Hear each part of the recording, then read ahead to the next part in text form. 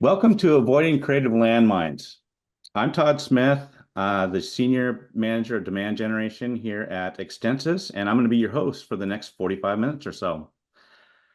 Couple of housekeeping tips. This is a live event, but we have pre-recorded 3 micro sessions in order to condense a ton of information into the least amount of time possible.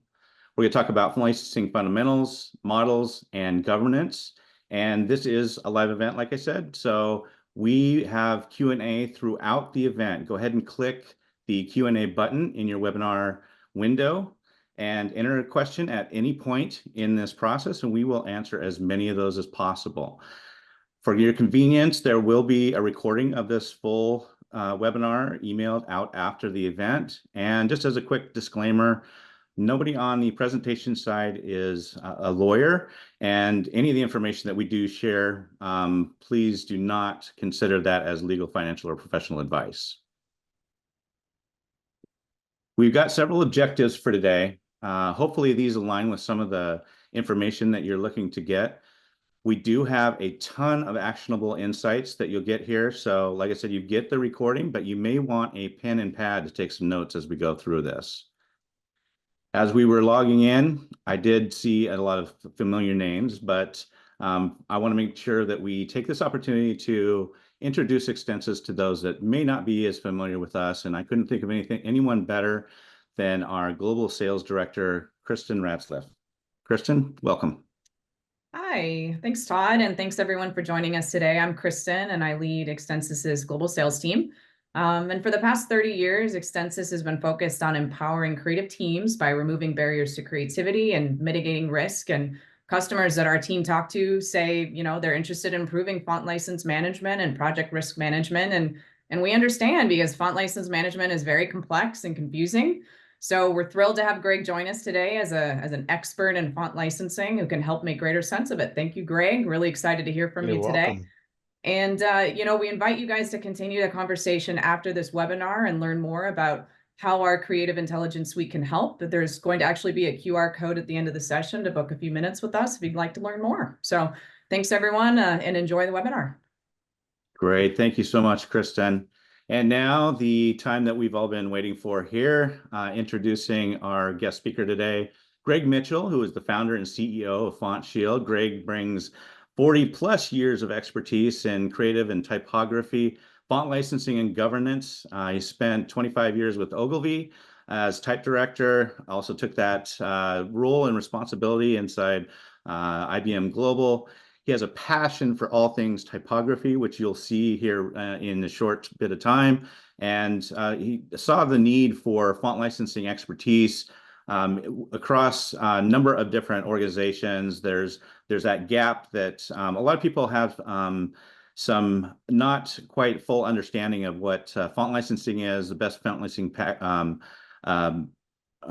best practices would be, and how to get that ingrained in a culture within an organization. So FontShield is an organization that specializes in bundling that and packaging that. And Greg, I am so excited to have you here. Welcome to the webinar. Thanks, Todd. I'm really excited to be here too. Awesome. I think that part of our conversation, we had a lot of conversations, but there was a common thread that seemed to be coming up as we went through all the different reasons why we want to talk about some of this content. And you succinctly summarized that in one word, which was? That word is confusion. Confusion. And for some, it's light, some it is much deeper, but I think that there's a lot of factors that go into the various levels of confusion around font licensing, font management, and governance. What are some of those factors? So basically, what makes this a confusing space, and from what I've been seeing, is it even gets more confusing as time has gone by. So picture the environment has 1 million plus fonts. I don't know, maybe 2 million. It's hard to get an exact number on that.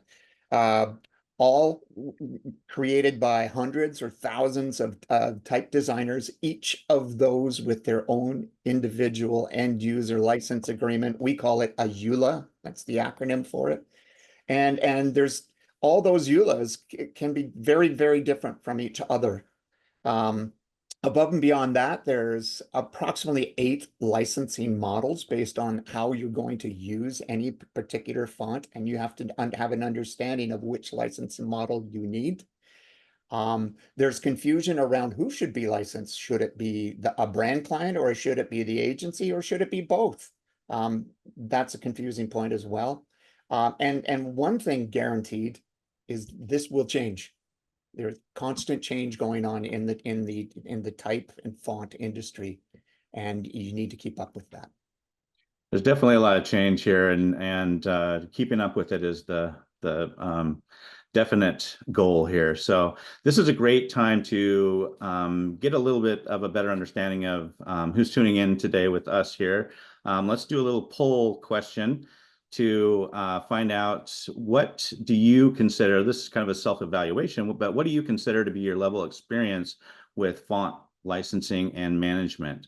There's no grade for this, but as our listeners tune in, go ahead and click which bucket you fall in, just as a little fun outing here.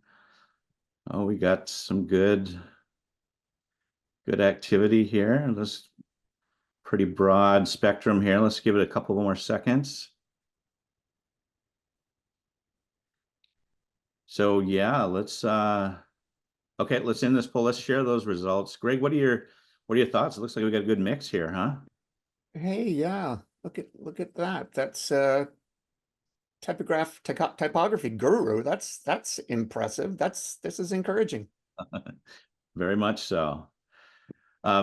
Having said that, let's go ahead and drop into our first micro session here. We want to talk about the font licensing foundations, and this is a session that will go in depth and give us a broad foundation to work from. Welcome to the Font Licensing Foundation session of this webinar. When I started with Extensis about a year ago, I spent some time talking with agency owners about how they currently manage font licensing. For those that weren't aware of us, I'd share our elevator pitch, wait for a response, and I heard a lot of responses you might expect, especially for larger teams with higher volumes of creative projects. But I also got some interesting responses, including one owner that asked me, "That's really a thing?" That's when I realized the implications of font licensing and management may not be as widely understood as I had assumed. From a compliance perspective, that can be concerning because there are a lot of landmines creative teams can inadvertently step on. We aren't lawyers, nor are we the font police, but we do want to raise awareness around helping creative teams mitigate risk in an efficient manner. Font license misuse can be costly, both financially and for your reputation. There are quite a few common font licensing questions, so how about we get started with one that we're probably all familiar with. What's the difference between a typeface and a font? Now, Greg, I know you fielded this one a lot. What's your typical response? I've heard that question before. Unless you're a typographic purist, the difference no longer matters these days. So a typeface is the overarching visual design of a letter form. And those design attributes are applied across an entire family of fonts, for example, Gotham. So you can say a typeface is what you actually see. A font is an individual weight or style within a family of fonts. For example, Gotham Light, Light Italic, Bold, Extra Bold, etc. Each of those weights and styles are also separate font software files. So you can say fonts are what you use. Well, that's a big family, I got to say. Thanks for breaking the ice with that clarification. And how about now we just jump into the rest of the who, what, where, when, why, and how of font licensing? Sure. Let's talk about fonts for everyday people and internal business. Outside of our industry, nobody really thinks about fonts. For most people, fonts are just there on a computer to use. You highlight a word, select the font from the pull-down menu, and apply it, and you're done. And for most everyday businesses, there's no need to purchase more fonts than the fonts that come pre-bundled with Mac or Windows. Sounds pretty easy, right? Hold on. Those same pre-bundled fonts come with a limited license for personal or internal business purposes only. Using fonts commercially for advertising, marketing, and branding, that's an entirely different situation. Yeah, with the majority of applications nowadays providing font selection options, it does seem pretty straightforward. But from what you're saying, I'm getting a sense we're heading for a sharp turn here. Absolutely. Managing fonts and licenses is much more complicated when it comes to producing commercial deliverables. Agencies and designers need many more fonts than the fonts that come pre-bundled on their computers. Just ask a creative. There are never enough fonts. And creatives spend hours searching for the perfect font to align with the message in their designs. And while aesthetics are really important, proper font licensing by agencies and designers who choose the fonts for use in their clients' brand materials, it's absolutely essential and far too often overlooked. Brand clients should fully expect that their agencies understand the font licensing space and carefully vet the fonts they choose for use in their clients' materials. And part of that vetting includes advising their clients of their font licensing responsibilities. Using unlicensed fonts or incorrectly using licensed fonts puts agencies and their clients at risk of litigation from font founders. Think about this. When font licensing issues arise, the very first point of contact by a font foundry will be the brand client.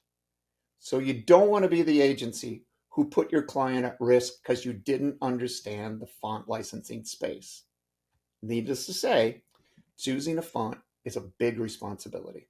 Very big. We analyzed font libraries of a wide variety of creatives and found that the average count is 4,500 fonts per creative. And from my experience, managing 4,500 of anything is going to get complicated.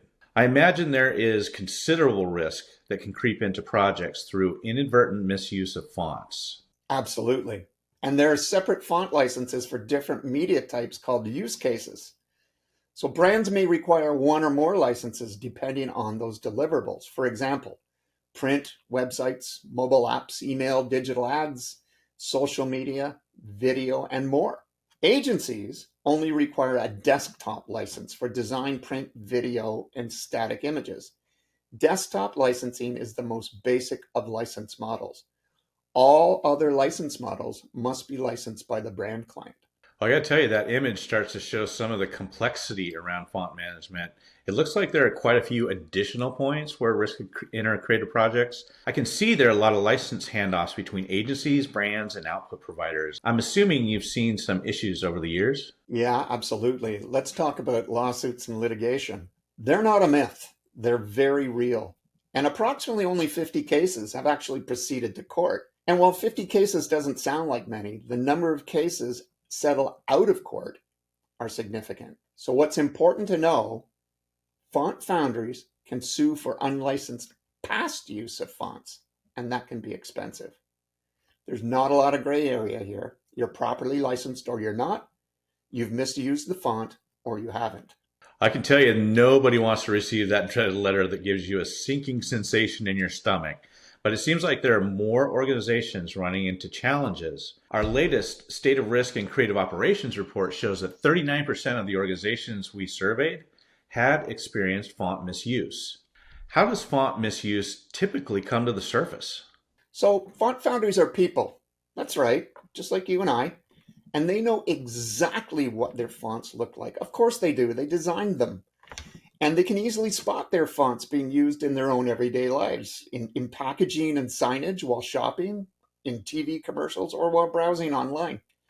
If they see their EULA terms have been breached, or they have no record of font licensing by the brand at all, they'll approach brands for compensation.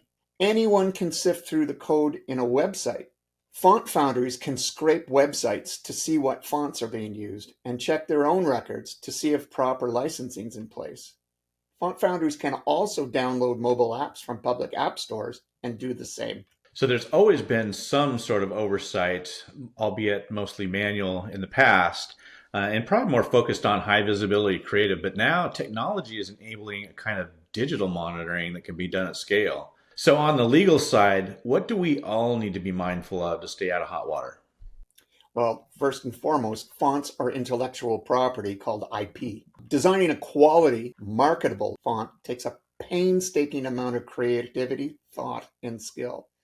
And type designers can spend months to years designing a typeface, and they fully expect to be compensated for their work. Why wouldn't they? Advertising agencies and the design community already use a wide variety of IP: photography, illustration, logos, music, protected by copyright laws. Well, fonts are also IP that is owned by the type designer and protected by the same copyright laws. And a little side note here about font ownership. I often hear licensees of fonts say, no, we're good, we own that font. Well, the truth is, fonts are never owned by users.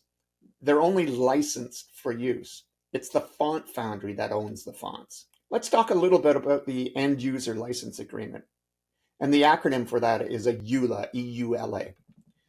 Fonts are software, no different than Microsoft or Adobe software. And like any software, individuals or corporations who use fonts must purchase licensing to use them. And buyers have to agree to use the fonts according to the terms and conditions in the license, again called a EULA. And that's done by clicking on the Agree box on the Font Foundry's website. This acts as a signature, and it's legally binding. It's a huge mistake to think all EULAs are alike. They're not. The EULA language and permitted uses can vary considerably between font foundries. Some EULAs are permissive, allowing a wider use, while others may be more restrictive. Additional licensing may also need to be purchased by the brand client for uses not covered by the desktop EULA. EULAs are often lengthy and full of legalese and technical jargon, and they're often hard to understand. Here's a rule of thumb. The more complex or difficult or restrictive a EULA is, the risk of inadvertently misusing that font increases. EULAs also change. The terms agreed to 6 months ago for one font may be different today for a new font from the very same font foundry. So it's important to read and understand the EULA for each and every font license purchase. That's why proper vetting for every new font license purchase is essential. There's no one-size-fits-all license. That EULA seems to be the root of most of the confusion. Fortunately, we will be diving into licensing models next. But for now, Greg, thanks for the insight into font licensing foundations. There's a lot to be aware of, and I can see why it's so important to have an expert to lean on. Let's go ask her some questions. All right. Thanks for Greg for sharing all that information. You want to check? Let's see how many. Let's see. We got some good questions in here. Want to go ahead and pick all those? Sure. Let's see what we have. When an organization is contacted about font misuse, what is typically requested by the foundry? So a foundry will reach out to the organization, and first thing and most important thing they'll ask is to see your licensing documents to prove that you're indeed licensed for that font and for the use case that the foundry is seeing. Next question: what happens if I purchase a font from a foundry that goes out of business? Is it still okay to use? That is a really good question. My gut would tell me, and this is just a gut question here, foundries may agree or disagree with me on this one. If you have a license in place and you've purchased it, and it's a perpetual license, I would say that you're safe to continue using that font. Where that might change is if another foundry happens to buy all the IP off of the original foundry, that could spur on a request from the foundry to change the license. But in general, I would say you'd be okay to use that. Good stuff. Good stuff. Let's look. That's a great summary of the foundations, kind of font licensing. I think that as we work into font licensing models here, we can open up for our next poll question, which is, and these obviously they're not graded.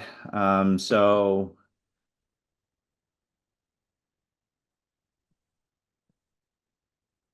How confident are you in understanding the usage rights in your font license EULA? Speaking of EULAs.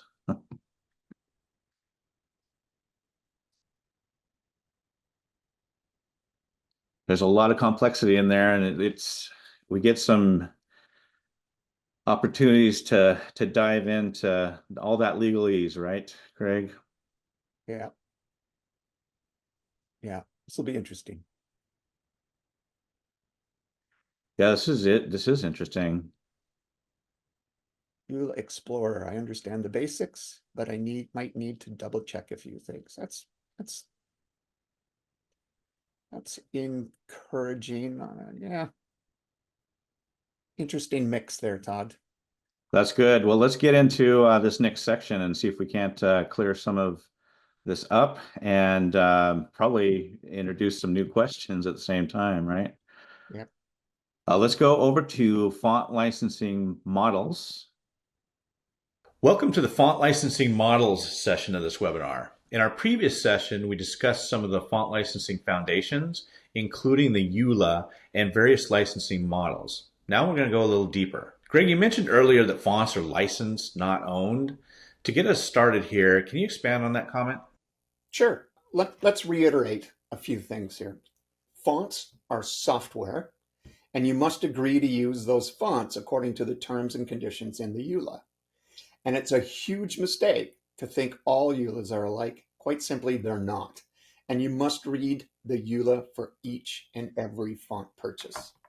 The first time you mentioned those points, my brain went into audit mode, trying to think of all the fonts and uses I've been through. And you've talked a little bit about desktop licenses. Can you go into more detail of what that means and what it typically covers? We're going to talk about font license models. So let's hunker down. There's a lot to digest here. There's 8 different font licensing models, and today we're going to discuss 6 of the most common models. The first one is desktop font licensing. Desktop font licensing is typically the only type of license purchased by agencies or designers. All the other license models must be purchased by the brand client. Desktop is the most common license required for design, print, video, and static images for online use. The usual desktop file format is called OT, and that stands for Open Type. Desktop fonts are installed on computers for use in desktop apps, in Design, Illustrator, Photoshop, to name a few. Fonts downloaded with a desktop license cannot be shared with brand clients or third-party suppliers. If clients or suppliers need to use the same fonts, they too need to purchase their own desktop license. Desktop fonts are licensed for a specified number of users and are almost always perpetual. That's a one-time purchase forever. The next license model is desktop font license extensions. A generous desktop license will cover most of the following uses: design, print, static images, signage, logos, video, social media, packaging, merchandising, without any need to purchase any additional extensions. However, depending on the font foundry, some fonts may have more restrictive desktop licenses that only permit the fonts to be used for design. And any deployment of final materials using the fonts may require additional, a la carte, license extensions above and beyond the basic desktop license, and must be purchased by the brand client. Some of those extensions are logos, video, online advertising, out of home, social media, merchandising, signage, or large volume commercial use. Some font foundries may only require a few extensions outside of their standard desktop license, and others may require several. Extensions are usually term-based, may be limited by geography, where the materials are going to be seen, and locked down for use on a single brand. Extensions can be difficult to manage though, and therefore they create a higher risk of misusing the font.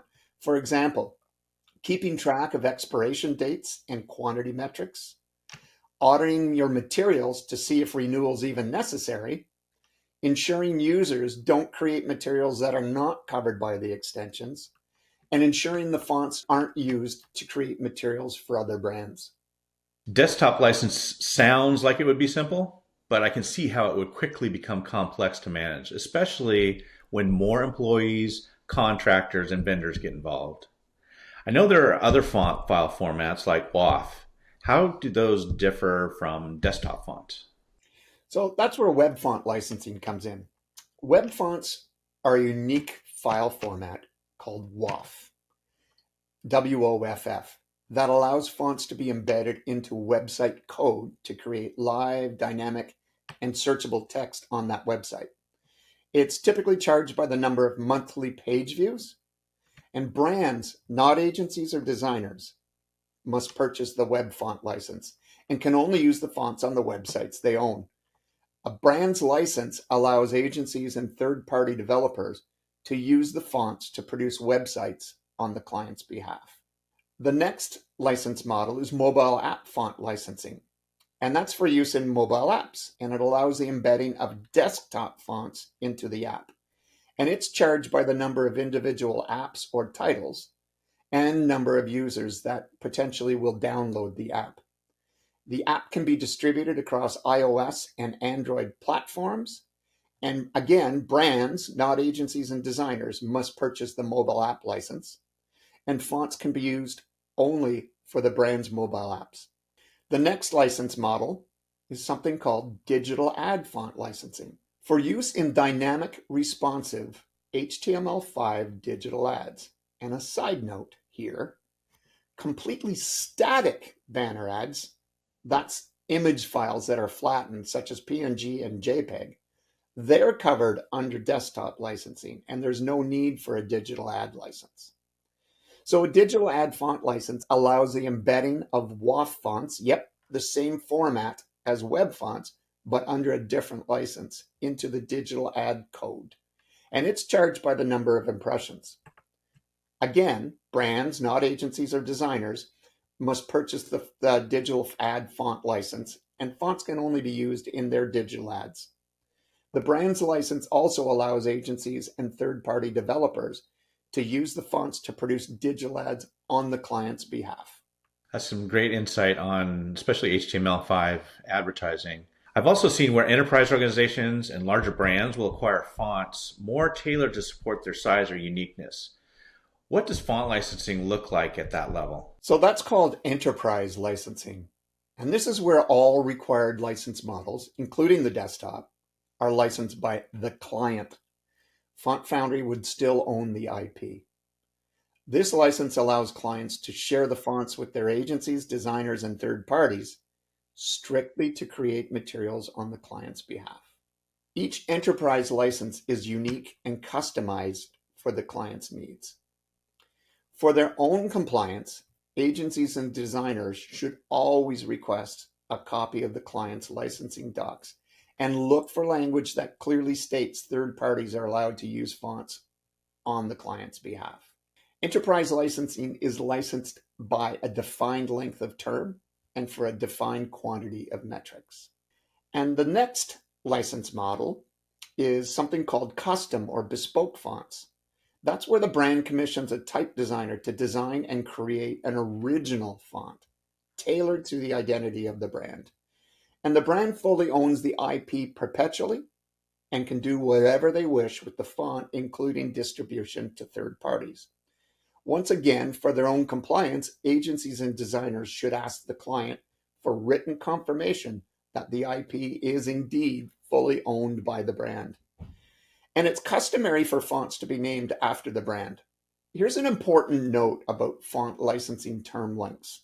There's nothing easier than perpetual licensing. And as long as the quantity metrics and the EULA terms are honored, perpetual licensing is basically a set it and forget it type of model, and it's easy to manage. Most font foundries continue to provide desktop licensing perpetually. While some font foundries still offer perpetual licensing for web fonts, mobile apps, digital ads, and email, some foundries have moved to term-based or subscription-type models that require renewal. Term-based models require much more effort and monitoring by the brand to stay compliant. That means actually remembering when renewals required and auditing existing materials to see if the expiring fonts are still required. Maybe not so difficult for only a few brands, but very challenging for companies who have many brands that use a lot of fonts. It's very time consuming. Thank you, Greg. That was a lot to unpack, and clearly there's a strong need to understand EULAs related to how the font will actually be used. This can seem to be a daunting task, but our next session will share how to put controls and process in place to support governance. Let's answer some more questions. Okay, we have got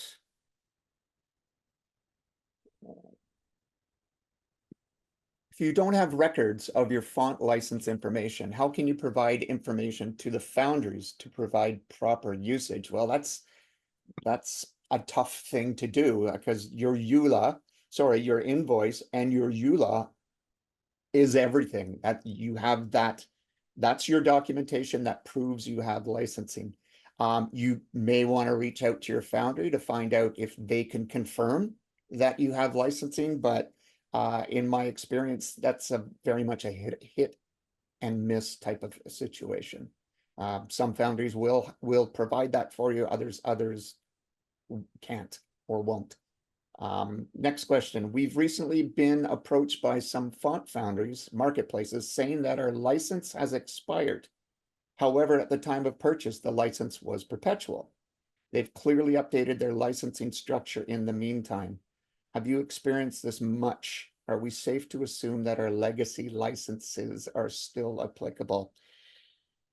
Well, as you saw in the presentation, desktop licensing, if we're talking about desktop licensing here, it's almost always perpetual. To me, the only thing that might have made the foundry come to you to say that it's expired, I'm guessing here that perhaps I don't know, are they suggesting that maybe you haven't honored some of the EULA terms and they've taken the license? Or another situation that I'm starting to see out there is terms in EULAs that say the foundry has the right at any given time to change the terms in that EULA, requiring you to go back whenever you need to use that font, to be quite honest, and check the EULA terms online, which is not very user-friendly type of situation. But that's the only other situation I could see that happening.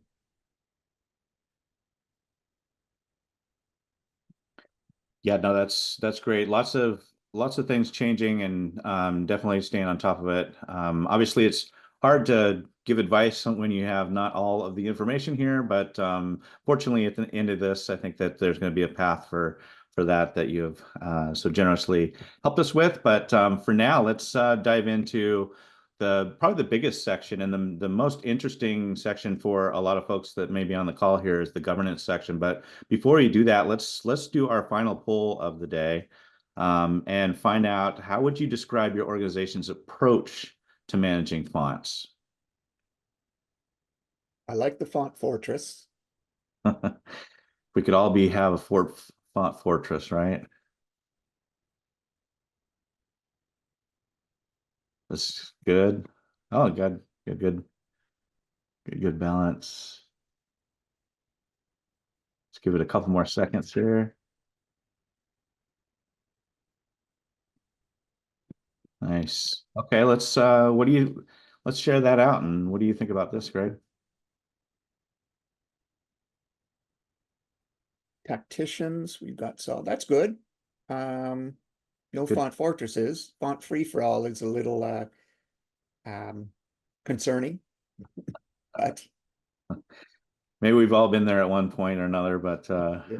hopefully we're all working towards font fortresses here. So, but for now, let's go ahead and jump into this last session, the font licensing governance, and we'll be back to answer more questions as soon as we wrap this one up.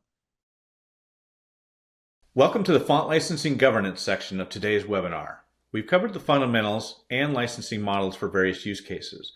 Now, Greg will share how organizations can implement and manage font licensing programs to help protect and mitigate against risk and font misuse.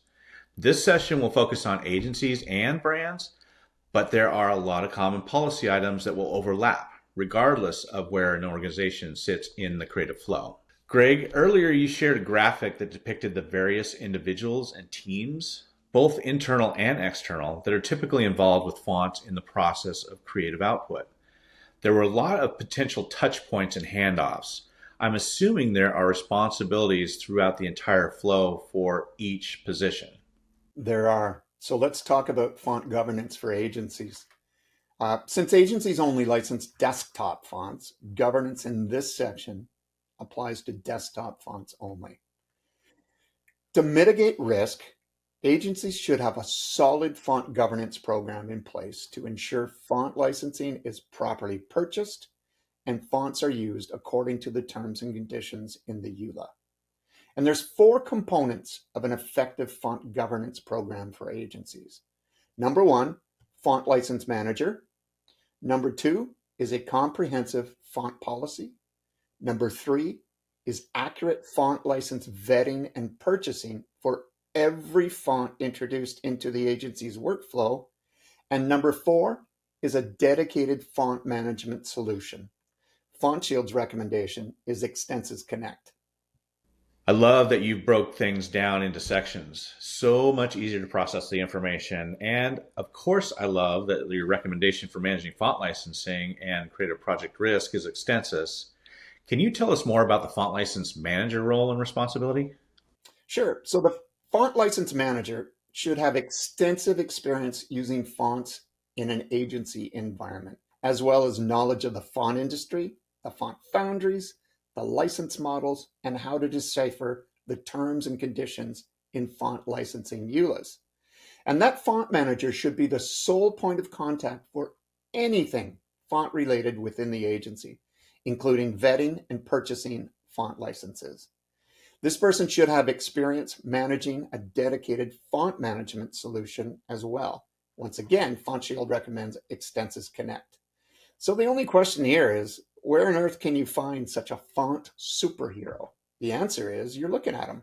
This is exactly what FontShield does for our clients. Having font licensing and management centralized through a responsible individual or team is so important. Lacking this role typically pushes responsibilities out many times to the designers themselves, which tends to lead to a lot of assumptions, which isn't great if you're trying to manage risk. FontShield does a phenomenal job of helping brands and agencies manage their font licensing. Your team has a dedicated focus and deep experience that provides a level of comfort and confidence that organizations can lean on. After building responsibility, what's next? So the next item is item number 2, and that's a comprehensive font policy. That's a robust font policy spelling out the do's and don'ts of font use within your organization. It's similar to an IT policy, and the font policy should be rolled out to all employees annually for their review and signature. It's so important that employees own the policy as well. It's a shared responsibility. There's many font policy items, and the policy should be tailored to your organization. And here's some common items. Sharing and lending or distributing fonts should be prohibited. Don't use fonts from external sources that include online downloading, removable media, fonts supplied with projects provided by clients, fonts emailed from your friends, or your own personal fonts brought from home. Every font used by your agency must have a desktop license purchased by and licensed to your agency. Again, agencies can use client-supplied fonts if the client produces licensing documentation that shows third-party usage is permitted. Don't purchase font licensing on behalf of clients. That's purchasing a license for your client, but in the client's name. That's a common practice in the industry, but it's not a good practice. And here's why. While it may seem convenient for the client, purchasing on behalf of clients forces the agency to agree to the EULA. That's the client's EULA, potentially making the agency responsible for any client misuse. Fonts must be secured for the correct number of users. So a 5-user license used by 20 people is not compliant. Don't use free fonts. Don't use free fonts. Did I say that? Don't use free fonts. That includes freeware, donationware, and shareware.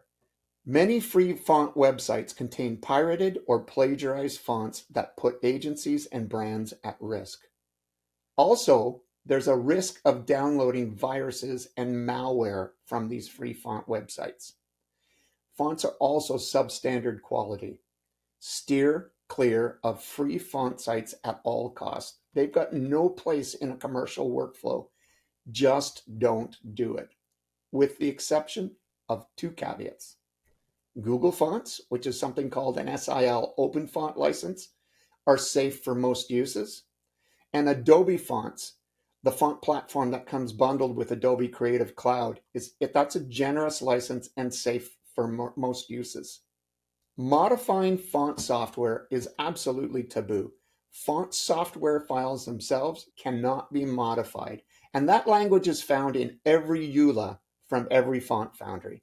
This refers to using a font editing software, one of them is called glyphs, to modify an existing font foundry's font file and saving it as another version. Note, this is not the same thing as using the Create Outlines tool in Illustrator, InDesign, or Photoshop and tweaking those outlines. That's generally permitted. Another prohibited modification is using any web font generator, and they're found all over the web, to convert desktop fonts into web fonts to be embedded in websites. Font foundries expect you to purchase web font licensing from them for that very purpose. It's a different license altogether. PDF documents are ubiquitous and have been for eons. However, there's rules for embedding commercial fonts into those PDF documents. If you plan on distributing PDF documents, who on earth doesn't, the fonts must be embedded using subsetting. That allows only the exact characters used in the document to be embedded into the PDF itself. Subsetting, that's a setting within Adobe Acrobat. Furthermore, PDFs for distribution must be saved using Acrobat's security settings that permit only the viewing and printing, but not the editing of the document. And that's pretty easy to do within Acrobat. If the document needs to be editable, founders consider this to be typesetting, that requires the purchase of a desktop license by whoever needs to edit that PDF document. And finally, some foundries may require an extension if the PDF will be distributed in a large volume, i.e., uploading the PDF to a brand website for public download. All right. A ton of great points right there. I really appreciated you sharing the details of the differences between free fonts and the fonts available through Adobe Fonts and Google Fonts. Most of the seasoned vets know that Adobe and Google Fonts are actually managed under license, but we aren't all seasoned veterans. What do we need to look for when selecting fonts to add to our libraries or our clients' libraries? That takes us to item number 3, accurate vetting and purchasing. And that's one of FontShield's most popular services. Procuring licensing involves far more than simply using a credit card. It involves reading and fully understanding all terms in the desktop EULA. And you should contact the font foundry if anything's unclear. Use a font vetting form to identify all use cases in order to accurately vet. This helps determine what license models need to be purchased. Remember, agencies are only responsible for desktop licensing, but they also need to advise their clients on what license models and extensions they need to purchase. This is huge. Always vet at the beginning of a project, before layouts are started. Really, you can save a lot of heartache, time, and production costs having to replace a font near the end of the project, all because the initial vetting wasn't done. Finding out the font's too expensive or the licensing terms are hard to honor late in the project, that can be nightmarish and so embarrassing for agencies having to explain to their clients why a font needed to be replaced. Look for perpetual versus term-based licensing. It's much easier to manage perpetual licenses. Look for generous desktop licensing terms that allow most use without term-based extensions. That's also much easier to manage. If the font you're looking for has complex terms and term-based extensions, consider using look-alike fonts that have easier terms from other font foundries. This is another reason why vetting at the very beginning of a project is so important. Always retain the invoice and the EULA of any font license purchase. Don't throw them away. They're really important. Keep them together. It's important to know exactly what EULA terms were in place at the time of purchase. EULAs change. And it's important to have in case a font foundry contacts you claiming misuse. And finally, you must know all quantity metrics. That's the number of desktop users, web page views, app downloads, digital ad impressions, etc. before you can secure accurate pricing. Don't just guess. All right, another group of great information bits. That's a great reminder to understand the cost of a font before you fall in love with it or get your client to fall in love with it. I had to learn that one the hard way. You've covered a lot of pertinent information so far, along with some tips to implement and manage the program through dedicated responsibilities, ongoing training, and tools like your vetting worksheet. You also alluded to leveraging technology to reduce the time and effort required to efficiently manage licensing. Given I'm a proponent of software as I work for Extensys, from your perspective, what are the benefits of using software?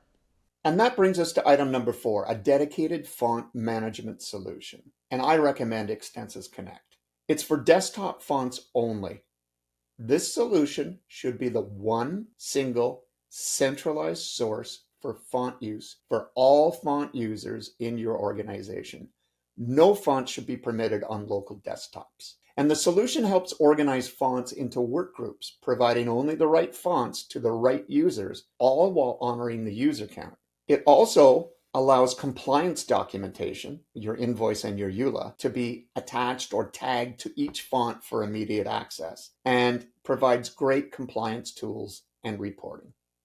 Thanks for that great insight around the benefits of utilizing technology in font license management. There are a lot of details to consider. With the various applications and outputs, it seems that brands have a bit more to consider and monitor. Is that the case? That is. So font governance for brands involves all the same components as our agency font governance. Remember, brands will have even more license models to manage than agencies because it's their responsibility. Desktop and extensions, if the brand has internal design facilities, web fonts, mobile apps, digital ads, email, server, enterprise, and custom. The font license manager will be responsible for vetting and purchasing and compliance updating, as well as monitoring the metrics of those licenses to ensure there's no overages. For example, the number of desktop licenses, the number of page views for websites, number of mobile app downloads, digital ad and email impressions, etc. Brands should centralize their font management internally. It's really important. As a brand, it may be tempting to have agencies look after your font management, and you may have done that in the past, but consider the following. Agencies and agency employees come and go, and far too often, font license invoices and EULAs get lost between agencies and brands. No records means the brand is in an unlicensed state. Other than desktop licensing, agencies do not have adequate font licensing experience with other font licensing models. And governance is an easier job for small companies with only a few brands. However, brand clients with multiple brands, think consumer packaging goods, require much more oversight due to the sheer number of brands, fonts, license models, and suppliers involved globally, and that's a real challenge. Greg, I know you walk clients through this all the time, and we sincerely appreciate your treating us like a client by pulling the curtain back a little bit to share all your valuable knowledge and insight. Obviously, each organization will have unique needs and circumstances, But this is an excellent view into what processes need to be considered for organizations looking to take control of their font licensing. Let's answer some more questions. All right, Greg, welcome back. Looks like we got some new questions that have come in. We do. Let's have a look at what we have here. To recap what you said, my client is responsible to purchase the font used in project I created for them. Yes. So as a design agency, I don't have to purchase the font as well. So if you're talking about design and a desktop license, my general answer to that would be yes. You as a designer need to also have your own desktop licensing in place to create those designs, create and deliver static material to your client. But what you cannot do is deliver the font to your client. So that's where if the client needs to pick up any files and edit files that you handed over to them, I'm going to say InDesign files, the client themselves will also need to have a license in their own name. The only exception to that is if the client themselves has an enterprise license that covers all its third-party users, or a bespoke font. That client has their own custom font where they fully own the IP for that font.